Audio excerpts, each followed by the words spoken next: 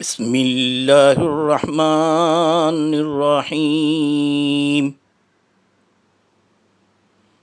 اللہ کے نام سے شروع جو نہایت مہربان ہمیشہ رحم فرمانے والا ہے۔ وَلَقَدْ عَلِمْتُمُ الَّذِينَ اعْتَدَوْا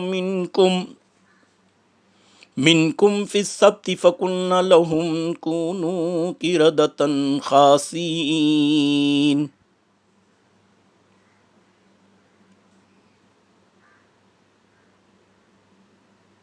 اور اے یہود، تم یقیناً ان لوگوں سے خوب واقف ہو جنہوں نے تم میں سے ہفتے کے دن کے احکام کے بارے میں سرکشی کی تھی، تو ہم نے ان سے فرمایا کہ تم دھتکارے ہوئے بندر بن جاؤ